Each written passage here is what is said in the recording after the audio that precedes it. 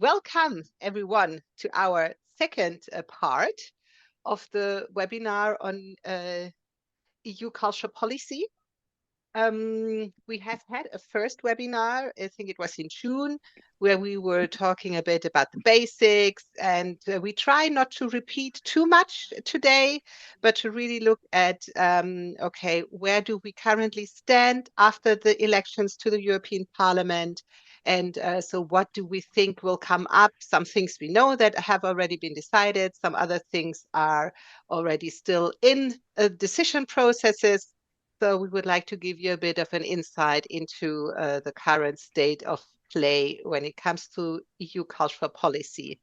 So we, for our information, so we take most of the information that we have, of course, from EU public documents, so as the mission letters, that provide a lot of information, or the public results of the elections. But of course, also we rely closely to our great partner, and we are a proud member of Culture Action Europe, who also, of course, provide great policy feedback and analysis.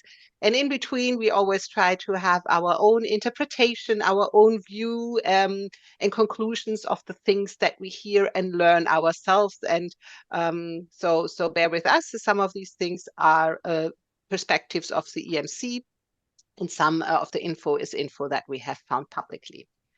So maybe the next slide. I'm very happy that I'm joined also by Katharina Weinert, who is our policy advisor at the European Music Council, and she is, of course, to thank for most of the presentation and for the deep knowledge and insight that we have here. So this is the overview of what we will provide today after the elections to the European Parliament. So a bit, okay, where do we stand currently with the Parliament and with the EU Commission? Are there any changes, or where do we stand with the strategic framework for the EU cultural policy? Funding, of course, for culture and music is always important and always a hot topic. And then we look at the latest developments. So that was, from my part, the introduction, and then I'm happy to hand over to Katharina. Thank you very much, Simone. Yes, so first we're going to look a bit at the institutions. Before we do that, just a reminder, we talked about this in the first webinar, what we're focusing on, how the EU policy process works. So what we're more going to focus on is what you see here, the European Commission, the European Parliament, and the Council. On EU level, the European Commission, they are the ones who can propose law or legislation, so to say, directives, proposals, and the European Parliament and the Council, which is made up of the ministers of the member states, they react to this. So where are we now? So the European Council is made up of the governments of the EU member states. So that's where you see the meetings with the heads of states, with Macron, for example, who have then appointed or nominated the Commission President, who was then Ursula von der Leyen, elected by the European Parliament. So she is already in office now. But it's still open who the new commissioners will be. We will talk about this. For us, it's also important to say that we as civil society organizations, associations, in this policy process that goes on between the Commission, the Parliament, and the Council, this is where we try to do our advocacy work, give our input, our feedback, and of course try to influence policymaking to the best outcome possible. For more on this, you can watch the recording of the first webinar where we go more into detail about all of this. So we want to look at now, this is the current European Parliament now after the elections. We have in the Parliament the different political groups. These groups are formed by the different parties of different countries who belong to the same political family. And they there has been some movement now between the last legislative term and the one we're in now. So after the elections, the EPP is still the biggest political group in the parliament. This is the mostly Christian Democrats, European People's Party. Also, traditionally, the Commission president comes from the party with the biggest political group in the parliament. So this is also Ursula von der Leyen's political family, so to say. The second biggest group is also still the Social Democrats. So this is a political group made of the different Social Democrat parties across several countries. And now here comes the change. Now the third biggest group in the parliament is this newly formed group called Patriots for Europe. This is a very, or the more right-wing group. Biggest parties in there are the Rassemblement National from France, Fidesz from Hungary, Lega from Italy, but also Vox from Spain. And they are now with 84, although it sounds like this morning there will be 2 more MEPs joining that group, but over 80 MEPs as part of this group Patriots for Europe. And then the third biggest group is also more conservative right-wing, right of the political spectrum group, the European Conservatives and Reformists. And that the biggest political parties in that group are Fratelli d'Italia and also Peace from Poland. And then the next big group is Renew, which used to be, I think Renew used to be the third biggest group in the last term. So this is more the liberal parties, Renaissance from France, but also, for example, Progressive Slovakia are in this group. But they've lost quite a lot of votes. Also, the Greens European Free Alliance also quite reduced after the last elections. We also see with what you see here on the very right, ESN, Europe of Sovereign Nations. And these are mostly the right-wing MEPs from the German AfD, Alternative for Germany. There is some disagreement between them and the other right-wing groups at the moment, which is why they've split, so to say, into these 2 different groups, whereas as ID, Identity and Democracy, they were more part of the same group in the last term. So that's definitely a new development. So we can see that we have more right-wing groups now, a lot more MEPs from right-wing groups than we had in the last term. So that is definitely a shift. And just for information, what you see under NI, these are non-attached MEPs, so they don't belong to any political group as of now. But there's usually over the term sometimes a bit of movement that some MEPs, some parties move from one group to the other. So there's usually a bit of shift toward the terms. And this is also important, not just for the parliament as a whole, but also the different committees who work on different topical issues have kind of the same makeup of the parliament. So the same percentages are reflected then in each of the committees. So for us, the most important committee is the Cult Committee for Culture and Education. They deal with all the overall cultural aspects of the EU. And the new chair in the last term, it was Sabine Verheyen from the EPP. The new chair is now Nela Riel. She is part of the Greens European Free Alliance group from Germany. There was a candidate also from the other group, but I think Simone, I'll turn over to you now, right? Sorry, I just kept going. Interrupt me. Perfect. No, that's perfect. I think last time I just did one of the slides that was assigned to you. So you do it very well. Thank you so much, Katharina. Exactly. So as Katharina was mentioning, so we have the new chair, Nela Riel. She's from Germany, from the German party Vox, which has now joined the group of the Greens at EFA in the European Parliament. She was elected in July, but it's really probably interesting for you to know that it was not an easy win, but there was from the Patriots for Europe, Malika Sorel from France, from Rassemblement National. And so this Malika Sorel got 9 votes and Nelari got 11 votes. So that's actually tied. And I often hear, or we often hear, but you shouldn't be too political at the EMC. And I think we still think we are non-partisan. But when you look at our values and when you look at what we stand for democracy, we stand for the 5 music rights.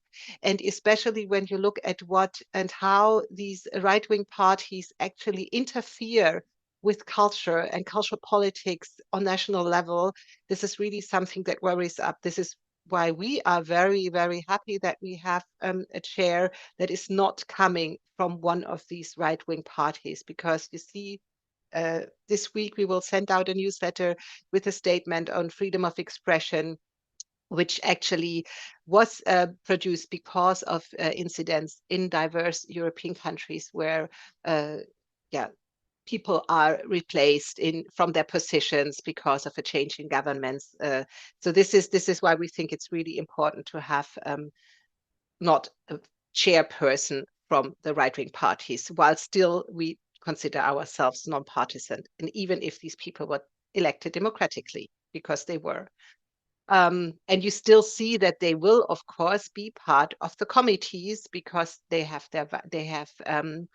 their political group. Each political group has a coordinator. So you also have coordinators from the Patriots for Europe, from the European Conservatives and Reformers, as well as from Europe of Sovereign Nations. So all these have their coordinators, and we also have them, of course, for the EPP and S&D and Renew and Greens.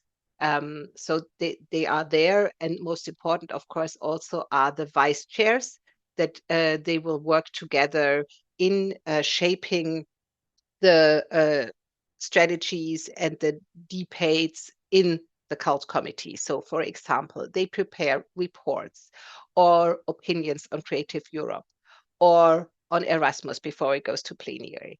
But they also have their own reports, for example. So they really look and work for the culture sector. This is really important for us. So this is our first committee that we address to when we have an issue with culture and music. And maybe it's also interesting for you to know, in the past, and when you attended the first webinar, there was also a great additional group in the parliament, which was the Cultural and Creators Friendship Group, the Cultural Creators Friendship Group. But unfortunately, there were so many changes in the parliaments, and people, candidates from that friendship group, were not re-elected to the European Parliament. So currently, it does not seem that this friendship group will be reinstalled again, because the drivers of the friendship group, or some of them, are no longer members of the European Parliament, which we personally, I personally, but we at EMC really also find a great pity, because they were great allies for us with driving cultural diversity and music topics forward. And I think a lot of you and also a lot of EMC members have closely also collaborated with the CCFG, which was the abbreviation. So let's hope when the parliamentarians are more familiar with their work in the different committees, that maybe another friendship group can be created. But of course, this is also something that has to come from the parliamentarians.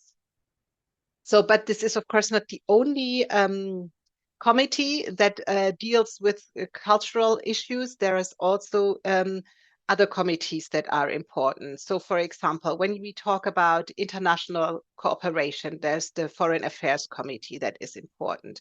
Then, and we will hear more about the working conditions of artists and cultural and creative professionals, because this is an important topic at the moment, also on the Commission level. So there we have the Employment and Social Affairs Committee. Everything that concerns Horizon Europe, so also a very big funding program. This has been dealt with at the Industry, Research and Energy Committee. And of course, very important also for us is the Legal Affairs Committee when we talk about the Copyright Directive. And also other committees work on topics that concern and affect music. For example, when we look at the Artificial Intelligence Act, so committees have worked together in a joint procedure. For example, the Committee on Internal Market and Consumer Protection and the Committee on Civil Liberties, Justice and Home Affairs. So they have work together for the AI Act. So all these committees will always also have an impact or an effect when it comes to music and culture. And so these are also other committees, while as said, most important for us is the cult committee, but it's always interesting to see, okay, what topics are dealt with at the other committees. And you will also see that these topics and this diversity of responsibilities is also actually reflected on the European Commission level at different DGs, etc. And so I'm happy to hand over again to Katharina to give you a bit more insight on where we currently stand with the European Commission. Yeah, so like I said in the introduction, the European Commission is really the EU institution that really shapes the overall strategy. They propose laws and policies. And we have then the commissioner from each EU member states, and they are assigned different portfolios. And as we can see at the moment, these portfolios, how they are put together, usually they can change quite a lot from one term to the other. So in September, Ursula von der Leyen presented her proposal for the new so-called College of Commissioners. So the group of all commissioners is always called the College of Commissioners. So they have, at the moment, they are nominated, but they are not elected or in office yet. We will talk more about this process, what that looks like in the end. But for now, we want to look at what are the proposals now. So for the commissioner that will be mainly responsible for culture, we have Glenn Mikalev. He's from Malta, and his portfolio is intergenerational fairness, culture, youth, and sport. There's also another commissioner, one of the executive vice presidents, Roxana Minzatu from Romania. Her portfolio is called People, Skills, and Preparedness, but we will see now that also their culture pops up in her this portfolio description as well. Overall, so we have the commissioners, and the commissioners work with the so-called Directorate Generals, shortly called DGs. It's a bit more complex. It's not necessarily that each commissioner has one DG that works for their portfolio. The DGs are more, let's say, stable in their area of work. Their topics they're assigned to don't change that much. It more changes which DGs are assigned to how many commissioners, for example, or vice versa. So for us, most important is the so-called DG EAC, which is the Directorate General for Education and Culture. But of course, depending on the topic, there might be also other DGs, which we will see. So we want to take a closer look now, because that's really something, the new thing, what has changed now, what we can maybe expect over the next 5 years of this term. So every time the new commissioners are proposed and presented, it's accompanied by a so-called mission letter from the commission president. And this mission letter outlines more details of the portfolio, of the topics they're expected to address. And so this gives us more of an idea of what we can see in terms of policy development, legislation over the next few years.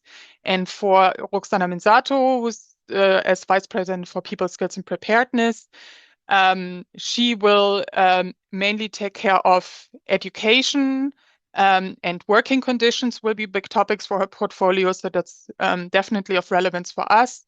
A lot of skills and quality of jobs, social rights. Erasmus Plus will be in her portfolio, which is explicitly mentioned there. But also it addresses promoting culture and creative sectors and heritage. And for example, the Pact for Skills, there's also Creative Pact for Skills, which addresses the culture and creative sector. So she's definitely going to be a person to watch what she's going to propose and how she's going to work in these areas. But of course, mainly for us will be the Commissioner for Intergenerational Fairness, Culture, Youth and Sport, where culture is explicitly mentioned. And there are 4 items that really stand out in this mission letter in the culture portfolio, where we have to look, which we have to closely monitor and see what happens. The first one is as a task for him to develop a new culture compass, an overarching strategic framework to guide and harness the multiple dimensions of culture. There's not much more explanation in the mission letter to this, so we will have to kind of see what exactly this will mean, how this will change or complement the existing framework or replace it. We, of course, together with many other cultural organizations, will make a case to involve the cultural sector a lot in this process as well.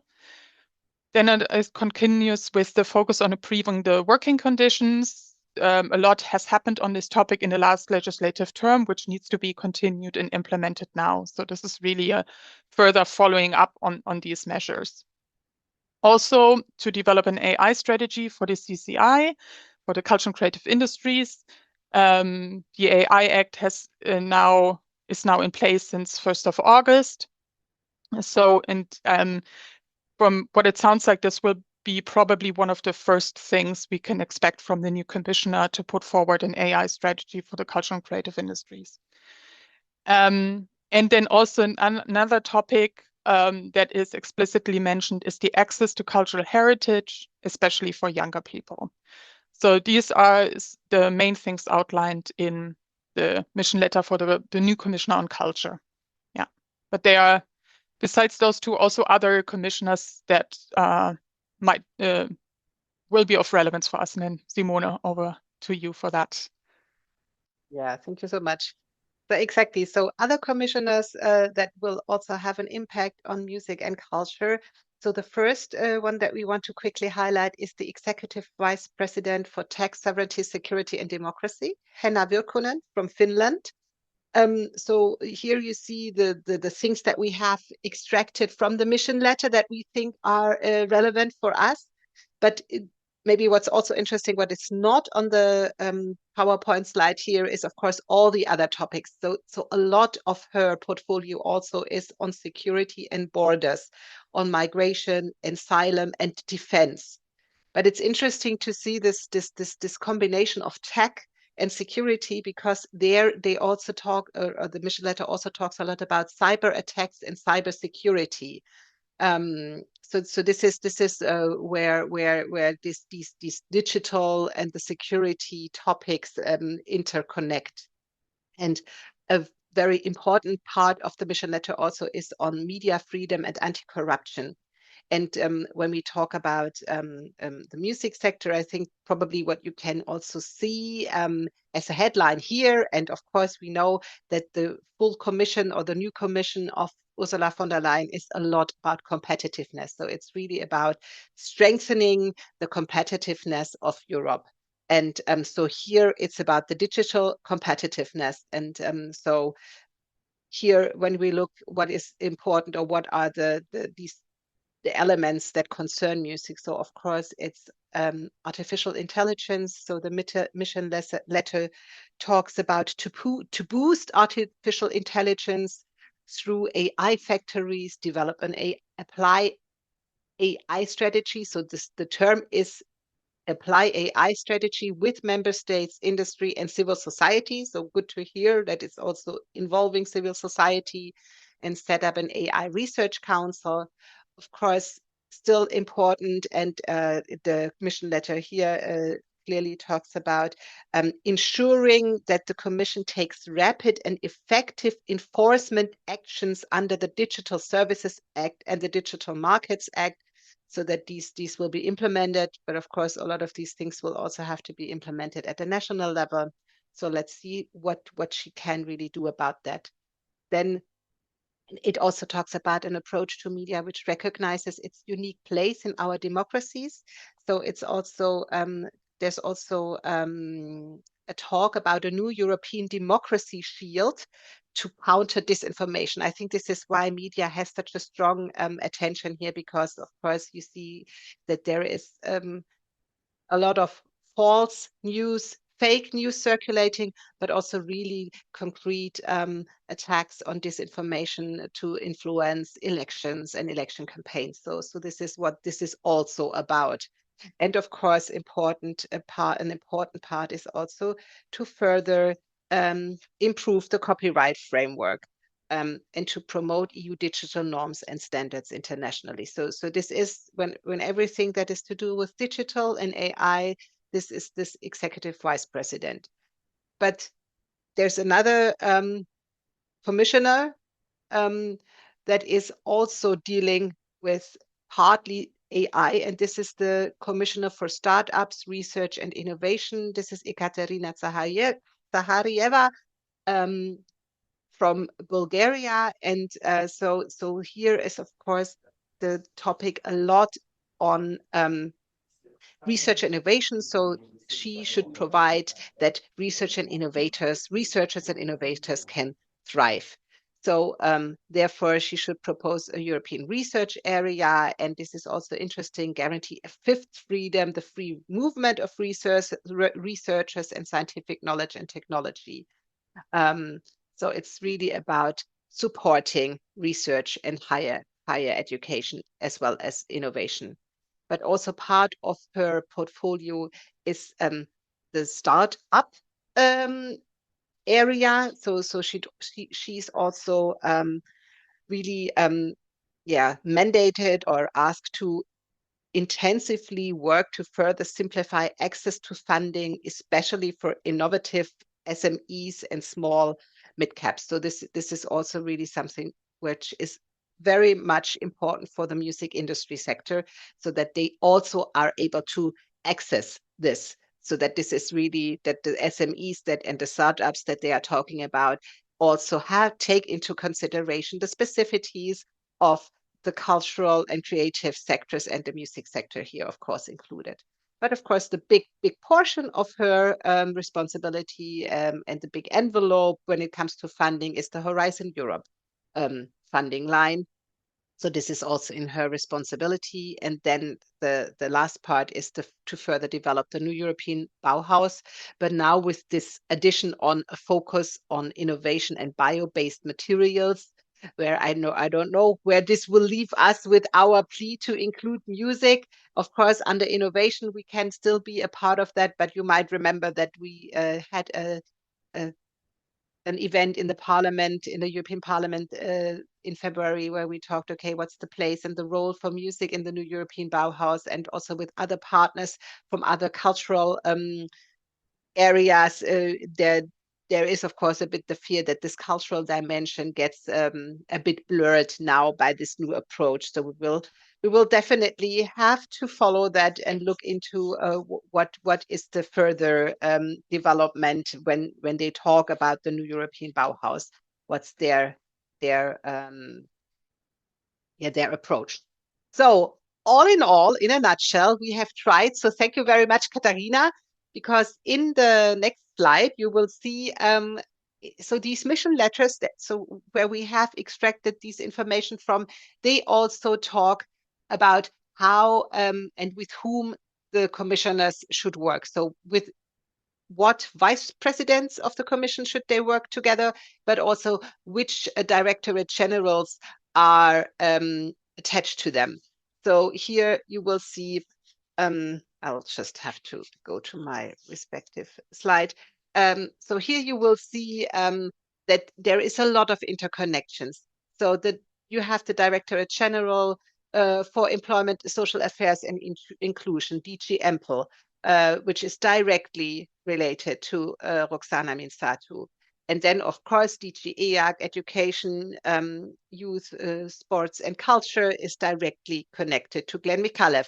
But Glenn Mikhalev is also directly reporting to the vice president for people skills and preparedness. And then you have the next part to it, which are more the digital side and the startup and business side of the cultural part, so to say, which is then with the executive vice president Virkkunen, where the DG Connect and DG Digit for digital services are directly under her portfolio, but and directly reporting to her and working together with her is Ekaterina Zahareva, the Commissioner for Startups, who has under her portfolio directly the Directorate General for Research and Innovation, and the GRC stands for the Joint Research Center. So all these different Director Generals, so DG stands for Director Generals, work for different commissioners. So some of these Director Generals also work for other commissioners. So this is what we have now not included. So DG Connect, DG Digit, of course, they also work for other commissioners. So this to enlarge that picture would probably be a bit a spider web or something where I don't know how clear it would still be. So this is what is important for us. This is what we have taken out of the mission letters. This is our interpretation, as I have said from the beginning. So let's see if this will be the way that it stays, or maybe things can also still change. So this is for now. So I will maybe ask for now if you have some question, if there are until now already some questions that you would like to ask.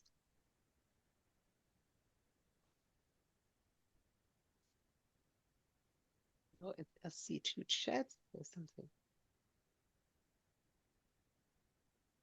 Okay, so anyway, also maybe as an addition, so did the DGs change people topics? The DGs for now have not changed people or topics as far as I know. No. I mean, just of course, there's over 30, I think almost 40 DGs, and of course, there's always some movement in personnel also at the top. Also regularly, this is part of the process, but the DGs, they remain relatively the same for now. Let's see if that also still changes. There was, with all the commissioners, as Simona already said, there's so much overlap this time in portfolios for a lot of the commissioners. So let's see how maybe that in the end will maybe also affect some of the DGs later on. I see the competitiveness question. I see that this is basically really more in relation to the rest of the world. There, the EU really stands together because it sees, of course, itself as a European Union. I think there it's not about the competitiveness amongst the EU countries. Of course, it's also the whole European Union, of course, is about market access. So, of course, you could say that it's a clear of course, there's also a competitiveness within the EU countries, but when you look at the strategy, this is really, you know, in relation to China, in relation to the US, you know, it's really, of course, very much trade related. So to strengthen the European Union in this global world. Yeah, and this we will come back to how von der Leyen, how we see that they will push the role of culture within the competitiveness. It's something that we will come back to because we're not sure how that will be actually, especially when we look at the funding. It's a bit of a, I don't know if it's a worry or how can this role also really include values and social values, artistic values, and not only competitive values. That's something that we will definitely closely look at. So the UK, well, this is really up to the UK how they can re-engage with Europe, because if you want to play. If you want to be part, if you want to interact with Europe, there are, of course, treaties, there are contracts, and contracts are up for negotiations, as you very well know, with all the Brexit dilemma. The UK, if I understand correctly, they have re-entered, for example, the Horizon project again. So that's how they can participate in the research programs again, but they have not yet entered the Creative Europe program again. But of course, the hope is that maybe under this new government, with opening up to Europe, that they might also. But I see Katharina shaking her head. I think the UK government has already just not too long ago, shortly after it was in place, said that it would not enter any negotiations to participate in Creative Europe or Erasmus. So that was not too long ago. I don't know if now anything has changed. It doesn't sound like it from what we hear, but of course that's, like Simone said, more on the side also within the UK to lobby and advocate for the UK to enter. I think the EU side has always said it would be open to that. There was also, Simona, I don't know if we missed it, there was an earlier question also from Balázs about culture programs for the accession countries in the when it comes to enlargement. I don't know if there are any updates necessarily on this, but I would also think that this will be more part also of the new MFF framework, which we will also talk about a little bit as part of generally the programs and the priorities. But it might also be maybe something to watch for in the hearings as well. Yeah.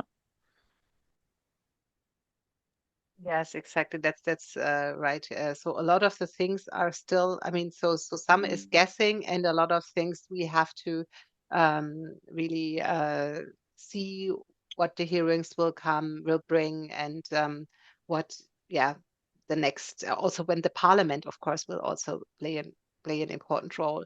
But also, when it comes again with Erasmus and participation in Creative Europe and all these things, this is, of course, a lot of things that also take place at national level, that the national governments will have to, of course, also make a wish, make a plea, and contact and get engaged with the European Commission and negotiate these things. So it's not only a one-way street.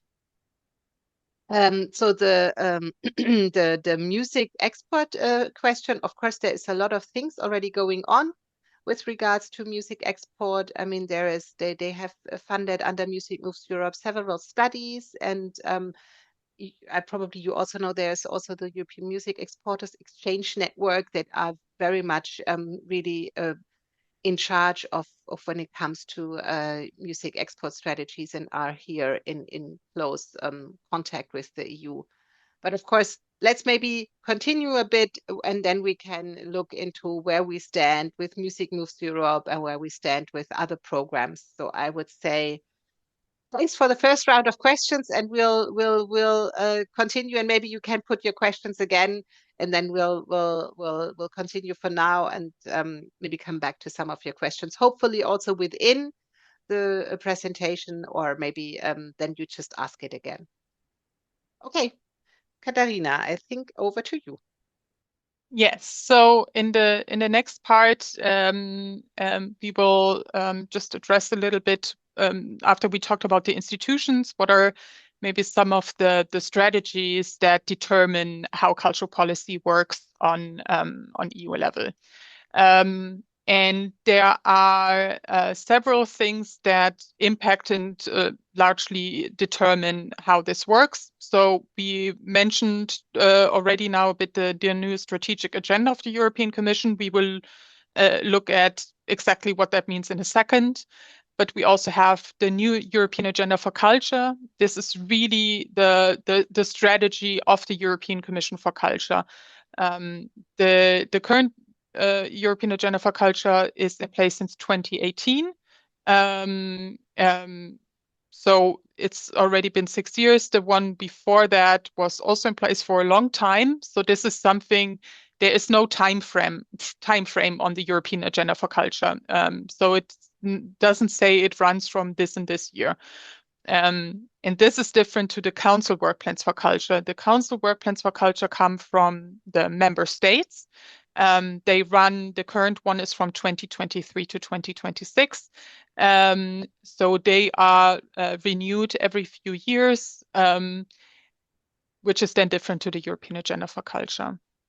There are also 2 specific documents that address cultural heritage and international cultural relations with some overall goals and some specific actions, although the implementation, a lot of it is done either through specific activities in the Council Work Plan for Culture or existing funding programs, for example. And of course, now the Culture Compass, which is mentioned in this mission letter to Glenn Mikalev, we don't know what it means and how this will impact this current strategic framework. If it will replace the European Agenda for Culture, maybe, if it will group some of those things, or whatever it's going to look like, we don't know yet. So this will be something we have to see as then time goes on. But for now, for this new term, these are the strategic priorities of the European Commission overall. So not just for culture, but for everything. But of course, they have this kind of trickle-down effect always on every policy area. And we have these 3 big topics: free and democratic Europe, strong and secure Europe, a prosperous and competitive Europe. In the previous term, there were more 6 targets or specific goals, and now it's 3 with these kind of subtopics under it. We already talked about the emphasis on competitiveness really shines through everything here, and this is really to establish the EU as a global competitive player to, as we already talked about. That's definitely new. It's also a lot more explicit on security and defense now than it previously was. And it's also noticeable that the European Green Deal is not highlighted as much. It's still all in there. Sometimes in a few things, it was a lot more, one of the biggest topics of the last strategic priorities and really big. And now it's not directly there. And in a lot of things, the language has changed to a clean industry, for example, or for political reasons that here the language has changed. But if you look on a lot of the portfolios of the commissioners, the implementation of the Green Deal is still very much there. Yeah, I just want to highlight the Council Work Plan for Culture here and not the other documents I mentioned, just because there's a lot of activities that are ongoing, a lot of concrete activities. So this is the current one from, like I said, from 2023 to 2026. It has 4 different categories. And in each of these 4 categories, we have very specific activities every year, which are then implemented through the different council presidencies. At the moment, the council presidency is Hungary. So under the first one, artists and cultural professionals empowering the cultural and creative sector, there's a lot happening regarding the status of artists and working conditions, where we can maybe expect to see a conference on the topic in the first half of 2025, although this might just be something for only the member states. Not sure how public this is going to be. That's not clear yet, but there should be something happening for sure in the first half of 2025. In the other topic, culture for the people, there is this ongoing culture for health group, so-called OMC group, which is made of experts sent by the member states. So we should expect to see a report from what member states recommend doing on the topic of culture and health soon. In the other topic, Culture for the Planet, there is also a peer learning going on. So this is something also more among the member states, but also maybe a conference on the topic of safeguarding heritage against natural disasters, for example. And in the other topic, culture for co-creative partnerships, which is more focused on external relations, we have a lot of activities also related to Ukraine. So this is an ongoing thing with constant exchanges, providing experts to protect the cultural heritage of Ukraine during the war. Yeah, and then I've mentioned a few of those things. So Over to you. exactly. Yeah, exactly. So especially talking about the council work plan, the OMC as the open method of coordination is one of the key tools that they work with on the member states level. So some of you who attended our first webinar might remember that we a bit complained about that currently the Voices of Culture, so the structured dialogue with the cultural sector and civil society organization, was put on hold because we had the Voices of Culture in the past, and there were annual programs and calls so that you can participate in exchanging on specific topics. In the meantime, there has been a new call published with a deadline of 6th September. And it's interesting to read what this call was highlighting as what this new structured dialogue should look like. And there are new things actually included. So a new thing is, for example, that there should be annual collaborative roundtables that will provide updates and exchanges and information covering policy developments in the field of culture, as well as policy trends with relevance to the culture and creative sectors and industries. And they would also look in these annual roundtables at the key developments in the CCSIs. So this is new. It would still include thematic engagement sessions as we had before in the past in the Voices of Cultures. And they would also look into, or at least that was part of the call, new mechanisms for the inclusion of grassroots level views, for example, through data gathering or a survey. So this is the new kind of call. And so the topics that they describe as they should cover social and economic aspects of culture and cultural policy, cultural participation, digital transformation, the role of AI, climate change, and environmental sustainability, the external dimension of cultural policy, including illicit trafficking of cultural goods, and sectoral themes. And there they explicitly mention fashion and design. And now something that is a bit interesting for us is that the call also clearly states that they would complement already existing dialogues, such as the the expert group on cultural heritage, the third bullet point that you see here, as well as the Music Moves Europe initiative.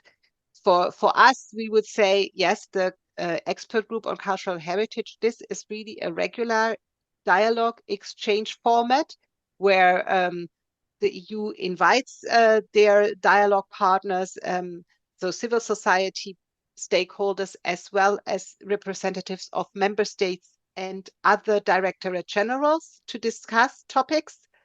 But I'm not so sure when they mention Music Moves Europe as an area where the dialogue already takes place, that this is something that we can just accept and say, okay, this is ticking the box. And the Voices of Culture would, when they talk about thematic areas, discuss all topics but cultural heritage and music, because there I would say we currently have the dialogue project going on, but this is a project. This is a project that ends. It has a closing date. And a dialogue should be also really been done directly with the Commission, and it cannot be outsourced. I feel like I'm really repeating myself all the time, but such a dialogue cannot be outsourced to any project. It has to be done directly between the European Commission and the sector, also through civil society, but it would also be really interesting to also include other DGs and member states here. So this is, later on we will come to that, and we have already started to say that we would really also like to have a kind of an expert group on music, similar to the one that is existing for cultural heritage. Then I think if you have something like that continuously taking place, then you can say, okay, there you have a continuous thematic exchange. Of course, we have the Music Moves Europe initiative, and this is great, and we really, really value that. But it's not so much that there is a formalized, continuous, regular dialogue at the moment. So why we think in that Voices of Culture, if that's the if, that's the thing, that's the things that we have to talk about. Whenever there is a consortium that has won the bid, that we maybe get into dialogue and say, look, music, we understand that with Music Moves Europe, there's a lot of attention on music, but we still think the dialogue should be more regular and be continued. So, and then, of course, other forms of cooperation are, of course, ad hoc stakeholder consultations. So we have been invited to for example, also the European Parliament on the Greening the Creative Europe program. So they also have issued the midterm evaluation of the Creative Europe program. So, or they always, every now and then, also the Commission really issues stakeholder consultations, also on the European Year of Cultural Heritage, etc. So these things happen, but they are ad hoc and they are not regular, and you have to follow closely when they take place. So these are for now the forms of cooperation that are inscribed, that take place. Yeah, I could take some more questions at this stage before we continue with the presentation. So I see I have realized that I overlooked one question before. It was on the topic of intergenerational and youth culture and sports, and if that has changed. So I think that has so that there have been some quite big changes in that portfolio of that commissioner. So, for example, research and innovation was before part of the portfolio of the Commissioner for Culture, and this has now shifted to a new commissioner. So yes, there is big changes, and let's see where this will take us. I mean, of course, people will say it, or people have said already, and this is now pure interpretation, that this could weaken the commissioner's portfolio, because of course research and innovation is a very, very strong and big portfolio, and this is no longer part of the Commissioner for Culture of Glenn Mikalev. So this of course, the portfolio, you could say, is a bit weaker, and you could also say, of course, he's coming from a very small country. Nevertheless, I think there can be people as a commissioner that can have a good direct contact to the commission president or to their fellow commissioners, and they can still really achieve things. So it's not necessary that you cannot achieve anything. But of course, let's put it that way. You can see, of course, you can interpret it like that. So maybe that helps a bit, answers that question. And maybe Was just there to any? add, Yeah. just to add on, I mean, this grouping of culture, youth, education, sport, that has a long history. It's been often like that, and maybe also important to note, both culture, education are policy areas where the European Commission can only add to what the member states do. This is still the sovereignty responsibility of the member states, those policy areas. So everything the Commission does there is only, so to say, complementary and to a certain extent voluntary. So in that sense, that also is meant with weaker portfolio, just because of the influence that the EU has on these policy areas. And although they have been grouped together a lot, I think there is, to put it positively, a lot of room for improvement to create better synergies. Maybe that goes for the committee in the parliament, and but also within the commissioner portfolio.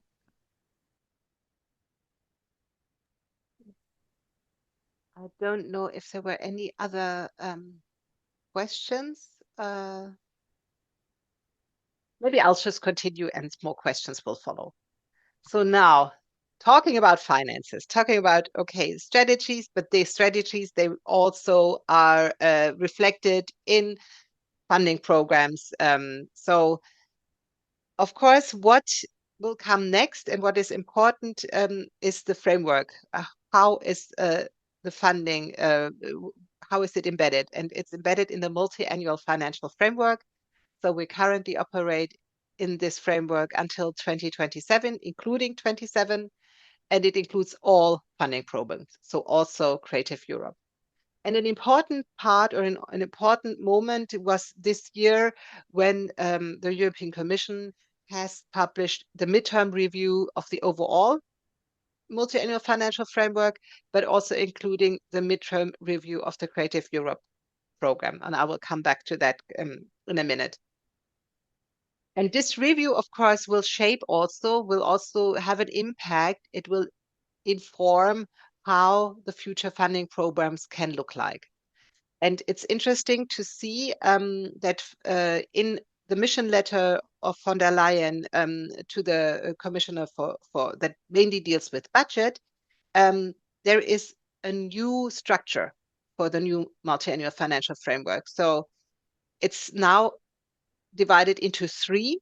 So it's the first is a plan for each country linking key reforms with investment. So this is, so they take as a positive example the Recovery and Resilience Facility that was installed post-COVID, where countries were mandated to decide themselves how the recovery and resilience money funds would best be invested in their countries, taking into consideration that the different countries have different needs. So this is linking key reforms with investments to the countries, to each country. Then the second is a European Competitiveness Fund. And the third is external action financing. And for us, we have to have a close look at the European Competitiveness Fund, because this will be including research in innovation and important projects of common European interest. And this is a bit tough, I would say, because this is where we think this is the portfolio where a potential follow-up to Creative Europe or the future of Creative Europe could be put under this second heading. And just in comparison, where we are currently standing, the current MFF has 7 headings, and here heading number 2 is cohesion and values. And of course, under cohesion and values, a cultural program, support to cultural activities and exchange seems much more logic than to kind of have to put everything under this notion of competitiveness.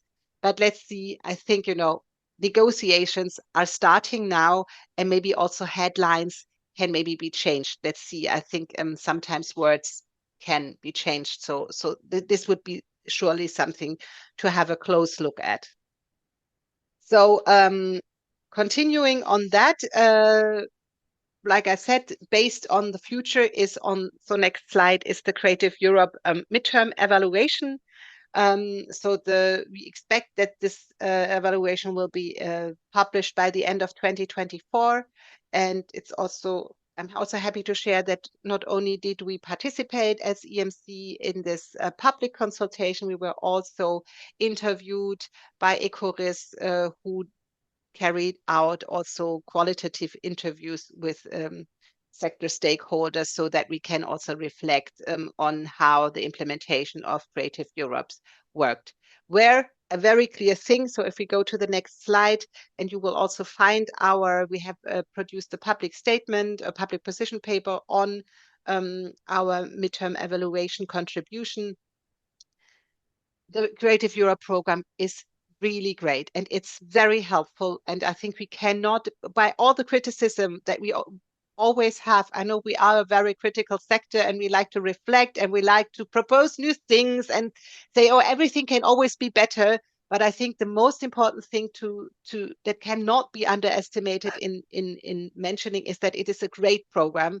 It's a great program for a sector, and needs much more funding for music and culture, because it's really the only funding program at the European Union level that really is focused for the culture and creative sectors.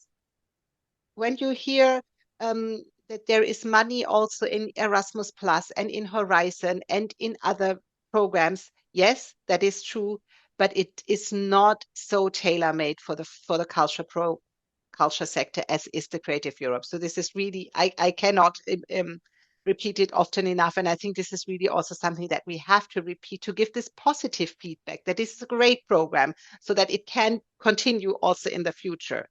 And then, of course, we have, of course, said that diversity is important. And we also say that the Music Moves Europe approach is, of course, important to keep.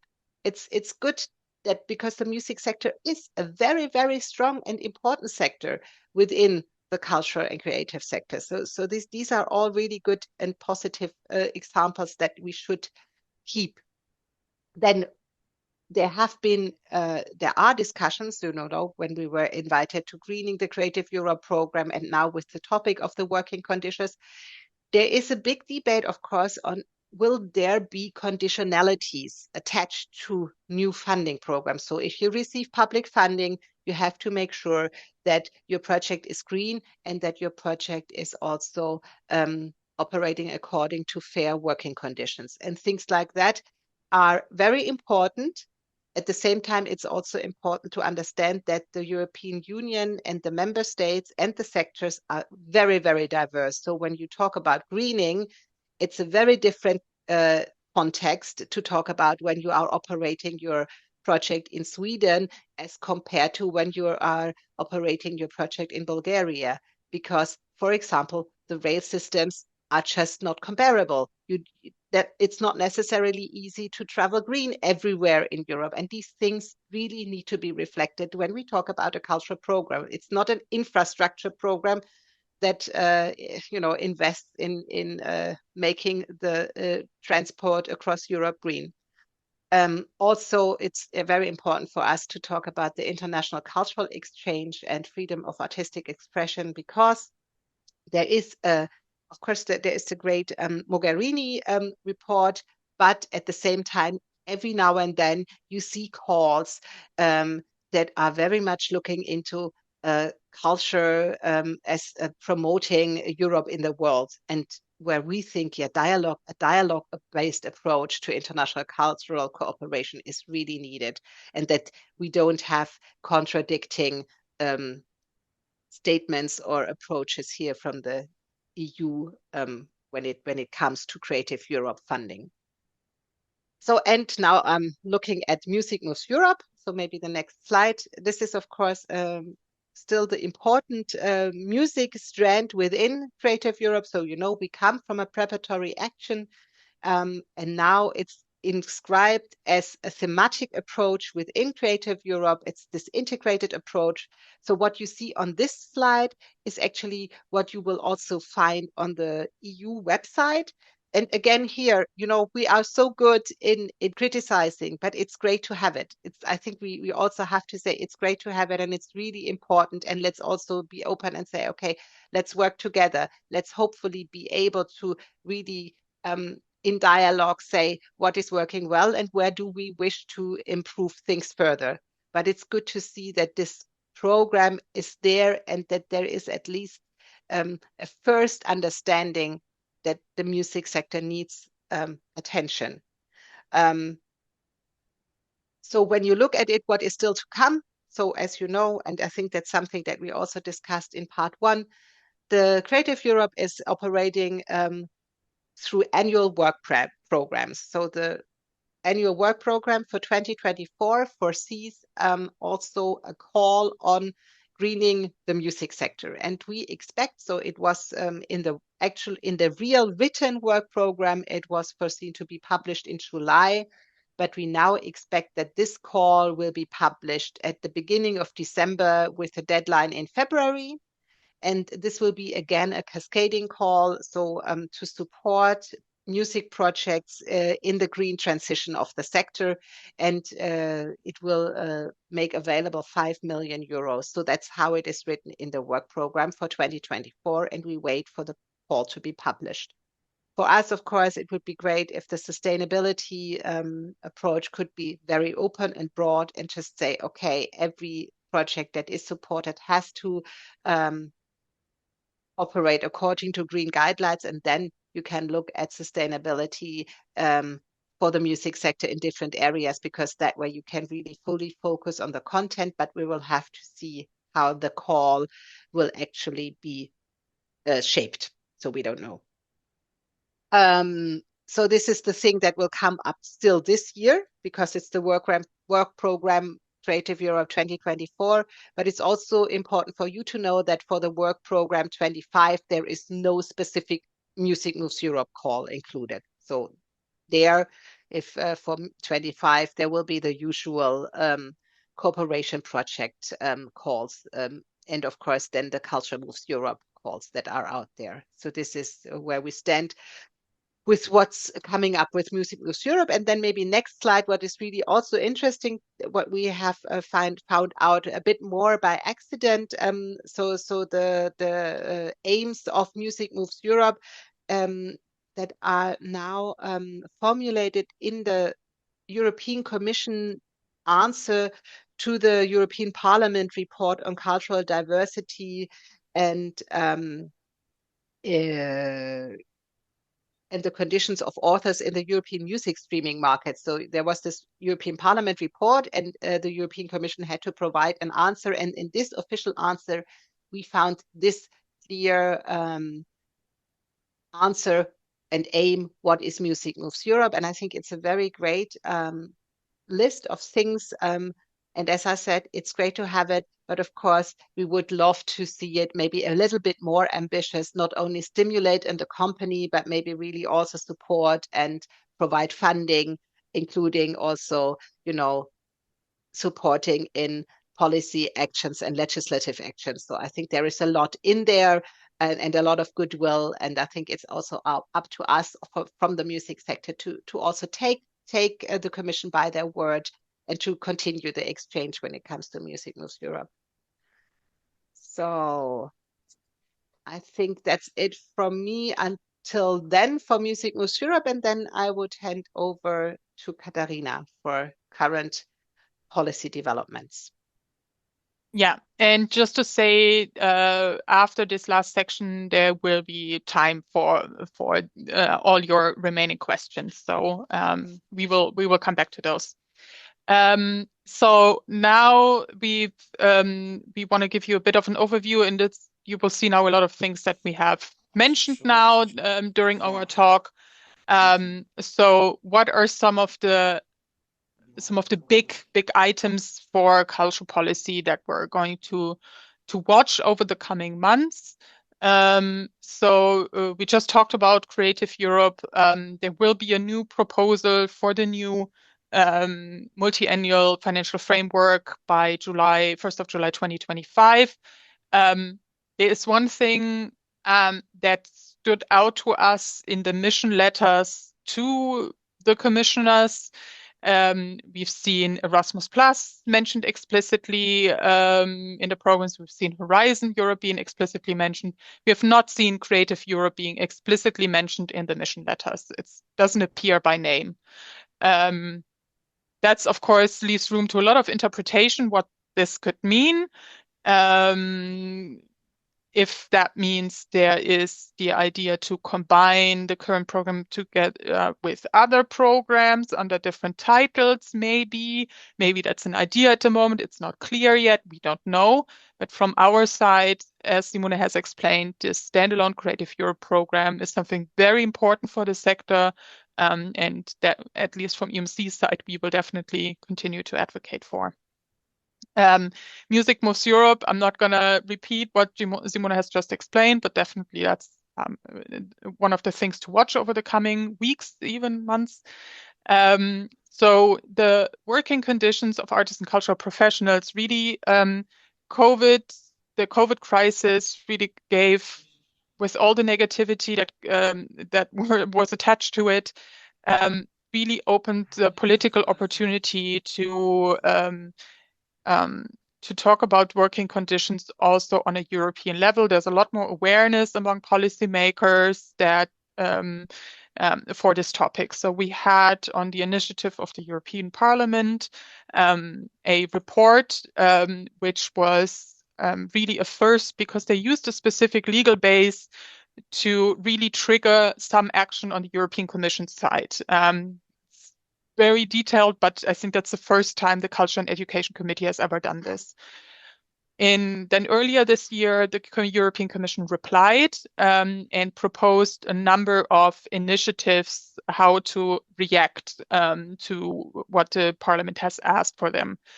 So this now will play out, is either already playing out at the moment, or we will have to see now also how the new commissioner will take this up. So this includes a lot of a mapping and analysis exercise, more stakeholder consultations, also more integrating really specificities of the cultural and creative sector in different labor legislation, which is more general on EU level. But there's also some things, for example, on the Creators Unite website, there's an overview of how the different social security system for artists and cultural professions looks like in each EU country. So there's a lot more gathering information and making this information more accessible. So this is all still in progress and will need to be watched over the coming years for sure.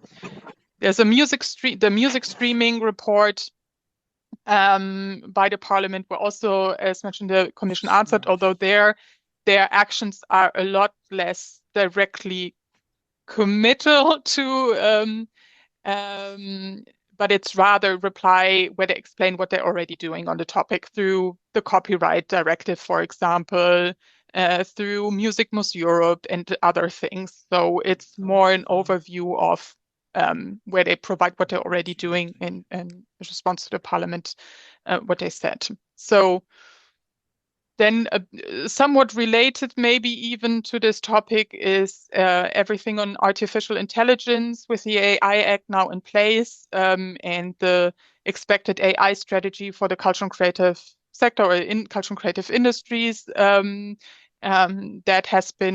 is now on the table to be proposed by the new European Commissioner, and probably this is something that's going to come soon. There is with STEM to STEAM. So for those maybe not so familiar with the term, STEM is from education, anything to do with science, technology, engineering, maths, and STEAM would be including the arts in this process. And to give it the same level of importance as these subjects in all levels of education. And this is something definitely from also the cultural sector that we need to follow up on. It has been acknowledged from time to time on EU level, the importance in giving it the same level of attention, but there's still definitely something to follow up on with the European education area that's going to come. I think there is somebody whose mic is open. If I could just ask everybody to close their mics, that would be much appreciated. Thank you. The Culture and Education Committee in the European Parliament has commissioned a study recently on EU cultural and creative sectors policy, and giving an overview of future perspectives. This study was conducted by external experts and was just recently in September, beginning of September, presented to the European Parliament. And I can only recommend you really to have a look at this, either the summary or the really long report, which is over 100 pages. But it's very interesting. They also provide also an overview of kind of the institutions and the framework, but really their overall message of this study is that despite all the evidence of the significant role that culture and the arts have for society overall, it's not really acknowledged yet in the overall EU policy framework, and they call this a missed opportunity, but it's really, they make a lot of concrete examples how this can be achieved, how this can be done.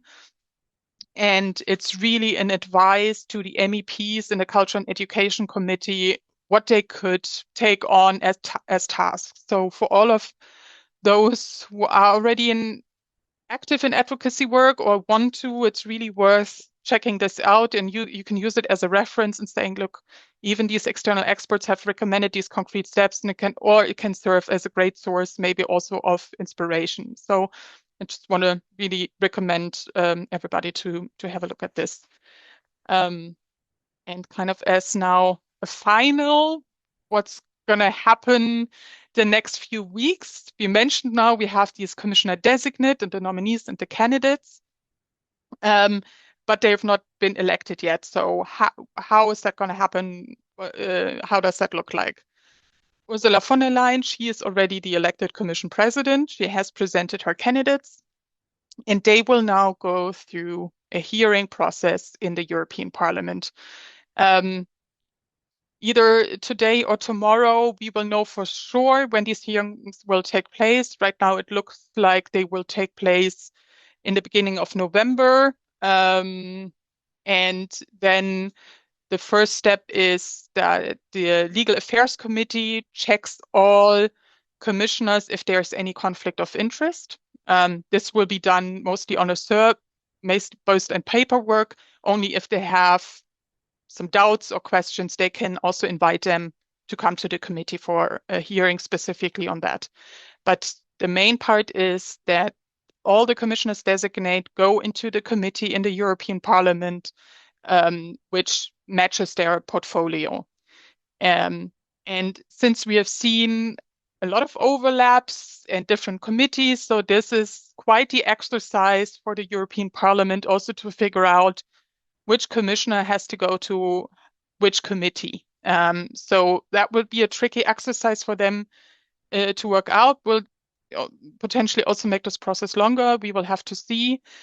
But as you've seen in the beginning of our presentation, the different committees that we listed beside the Culture and Education Committee that could potentially be interesting and also could maybe ask questions that relate to music, culture, creative sector.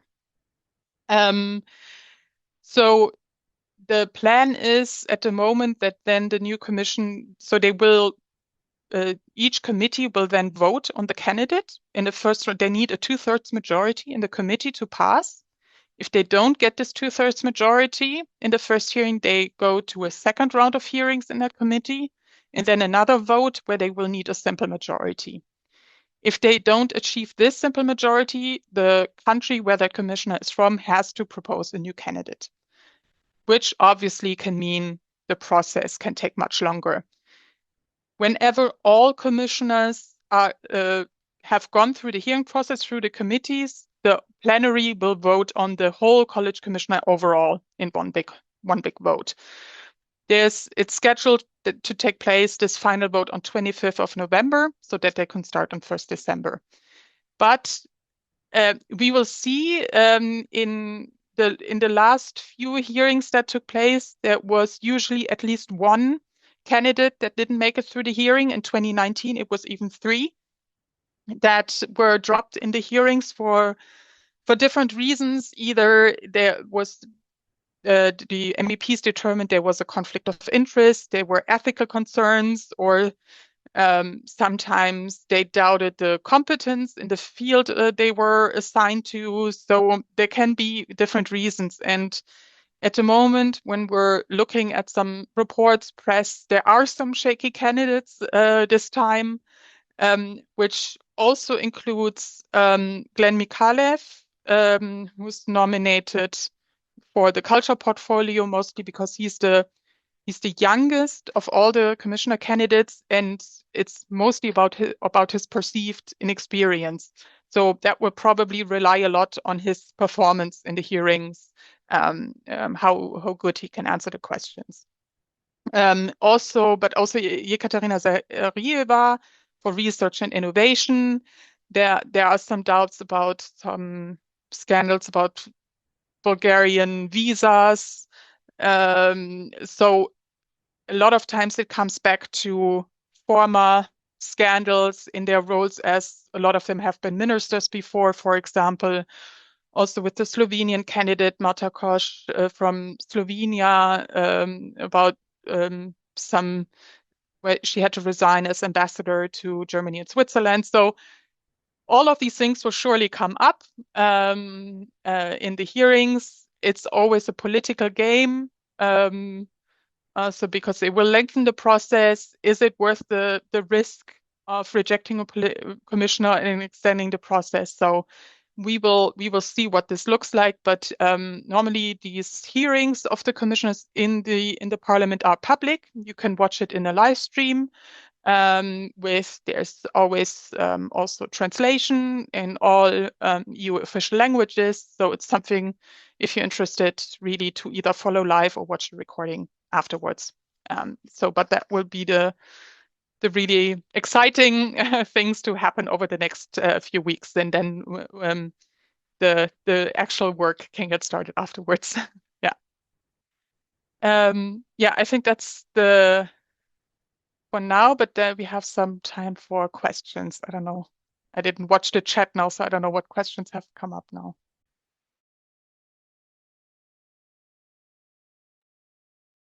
Also mainly saw, I think, the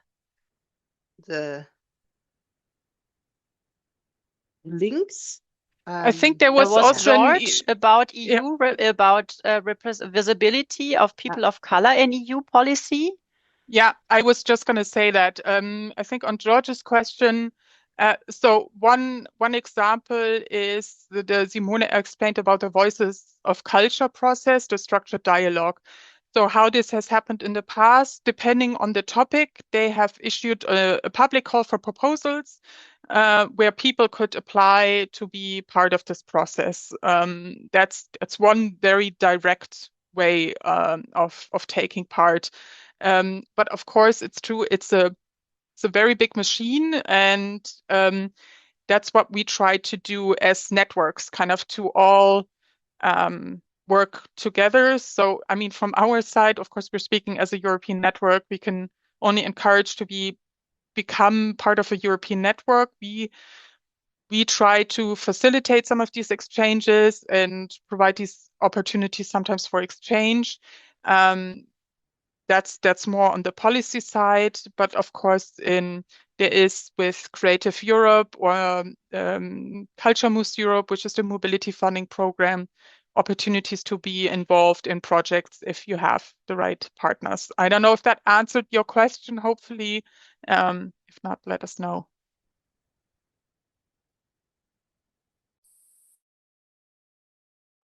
And there was Ian about the basis. Yeah, did you see that? Okay. Yeah, I now I was, what is fair remuneration based on? Yeah, what are the industry norms? Well, this is a very tricky question because it's, of course, this is something that is very different, and I mean, you can say there is a difference, for example, between what is a minimum wage. And unfortunately, this all goes into the whole discussion of working conditions and social standards, because I mean, you can have a minimum wage discussion, which not necessarily, for example, is already a fair or appropriate remuneration. So that of course again will also depend on the country. So of course there will not be necessarily concrete figures on an EU level, because of course this is also very dependent on national levels. But of course, to first maybe talk about what needs to be principally also possible to cover with social security, pension schemes, and all that. Unfortunately, the music and cultural sectors, there is so much precarious work where we probably, until we talk about fair and appropriate remuneration, it's still a very, very long path to go. And it's a very difficult question that I cannot answer. I don't have the clear answer to, yes, this is the solution. What is fair remuneration? So I see a lot of new chats coming up. Yeah, there was one very short. So the new MFF is supposed to start in 2028. Yes, correct. And Stefan had a question what our EMC's feeling is about the new commission and what is possible, looks easier or worse for the future. Maybe just in general, at least for what we described, the specific tasks outlined in the portfolio for culture, I think that this is actually a big success, because if we compare it with last times, it has usually been quite generic and broad. And so these are comparatively very concrete things. So that's definitely a positive thing, that we feel like things from the sector concerns, the pushing for the working conditions topic, for example, have been picked up now by the Commission also in this matter. So that's definitely a positive. But of course, let's see how this is then implemented. The overall political situation is certainly will be a challenge now, with different now also narratives on culture in the parliament that we don't necessarily share, where it's more the opposite. So we will have to see how this plays out in practice. But yeah, that's at least my take. Simona, I don't know from your side. Yeah, I think I agree. Of course, I agree with you, Katharina. I think the key thing is that, you know, at the European Commission, you have a lot of people that are really also our allies, which is very good and important. But they also we also need to provide them with arguments, especially when we go now into the big MFF discussions about funding for the culture sector. This is where we all have to really stand together, because under the competitiveness slogan, including that economically the EU is not in the best shape, including that the global competition and that the divide and you know, I think new fronts, you know, between China and Europe and the US and wars. This is so many really difficult and challenging times that we find a good entry point why this, for example, now just purely talking about funding for culture needs to be still on the table, even with probably less money in the overall budget, but with hopefully more money for culture.